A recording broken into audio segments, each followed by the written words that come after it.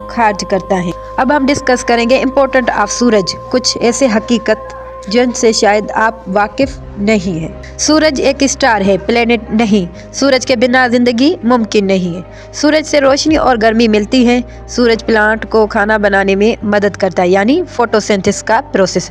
सूरज अर्थ से 109 गुना बड़ा है। सूरज की रोशनी अर्थ तक 8 मिनट 20 सेकंड में पहुंचती है। सूरज का टेम्परेचर बहुत ज़्यादा गर्म होता है। सूरज की ग्रेविटी प्लांट को अपनी जगह पर रखती है। सूरज का दाग सन स्पॉट एनर्जी का साइन होता है। सूरज से दिन और रात का सिस्टम चलता है।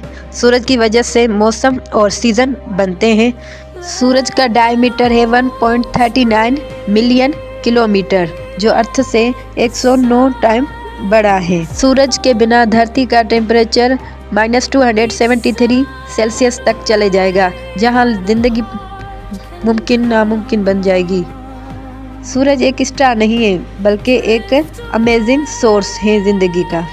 सूरज ज़मीन से तकरीबन 15 किलोमीटर दूर है। ये हमें रोशनी और हरारत देता है और ज़मीन पर ज़िंदगी इसकी वजह से मुमकिन है। सन अभी एक मिडिल एज स्टार है। सूरज की उम्र तकरीबन 4.6 अरब साल है और ये मज़ीद तकरीबन 5 अरब साल तक रोशन रहेगा।